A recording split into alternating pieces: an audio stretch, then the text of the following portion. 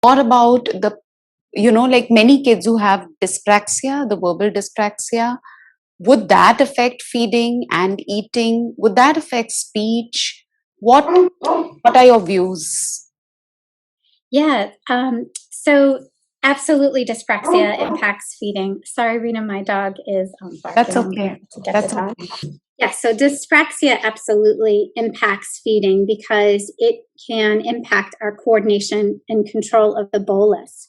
So there's a lot involved in swallowing. I believe it's like 27 muscles. But one of the things that we can look at as parents and therapists is the child able to keep their mouth closed?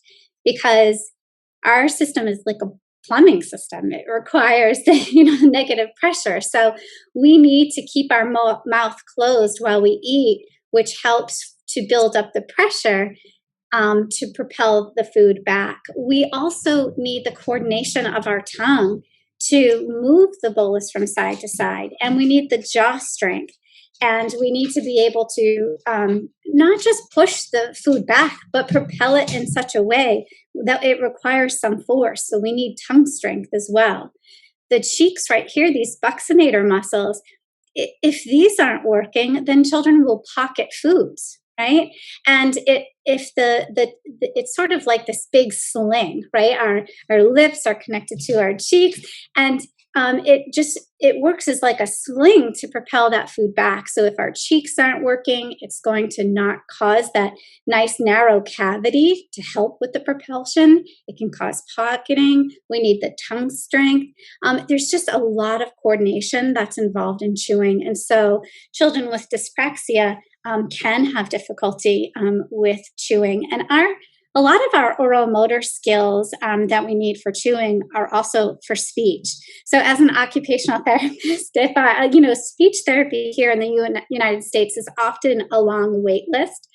And so when I was at the children's hospital, I'd be like, all right, well, I'll pick them up for feeding. And then I would tell the parents, all the progress that you're making with me on these oral motor, the ability to pronunciate sounds is from the work that I'm doing, right? Because you're not seeing speech yet. So when we're working on all of these oral motor skills, it absolutely helps with speech production sounds, and it also helps with feeding skills.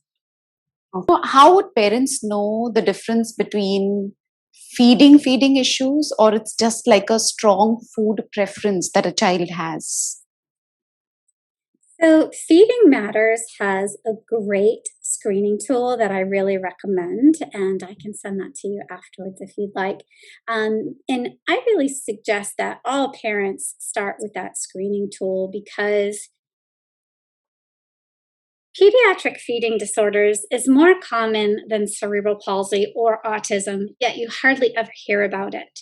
And I feel as though many times parents feel bad, like they feel guilty that they're doing something wrong, that their child isn't eating the way that the culture is they're not meeting cultural expectations.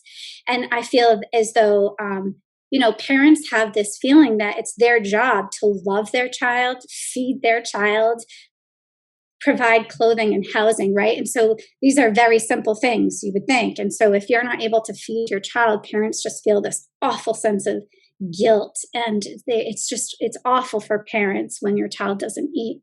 So I think part of the problem is that it's a very difficult subject to talk about. There's a lot of judgment and a lot of moms groups or caregiver groups. When parents go out and a child isn't eating like all the other children, there's just a lot of negative emotions surrounding when a child isn't eating. And it seems like everyone has an opinion about that. And so some of the things I've heard are really, the child will eat when they're hungry. Actually, that's not true, right? So it seems as though there's lots of advice going around, and a lot of it is not good advice. So I think really what parents should do if they have a concern is to really start with the feeding screening. And it's free, it's online, and Feeding Matters did a really nice job putting that together. If a child, so I was at a conference once in Maryland, and I heard these speakers present, and one of them said, if your child eats less than 10 foods, it's not picky eating. That's a feeding disorder. And I just started crying because I was a pediatric therapist, an occupational therapist, and my son was eating less than 10 foods. And I didn't realize that it was a disorder. So my pediatrician, he's fine, he's gaining weight, he looks good, he's fine.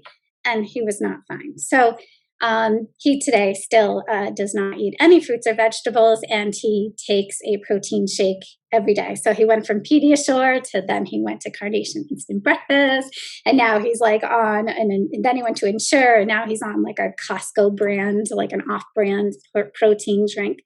But most kids, what research is really showing is that a lot of kids don't grow out of this extreme picky eating. And so we really shouldn't ignore it. And finding a therapist that works in this area is pretty hard to find. So we don't want to wait. Even in the US, where I feel as though there are more feeding therapists than in other places, it still can be difficult to find a pediatric feeding therapist in your specific area. So I feel as though most of the time parents are right on. If they think there's a problem, usually there is. So my advice would be don't wait. Your gut instinct is always right, like listen to the voice within you. That's what you mean to say, the parental instinct. It's been my experience that parents are right. Like when they think there's a problem, there's a problem.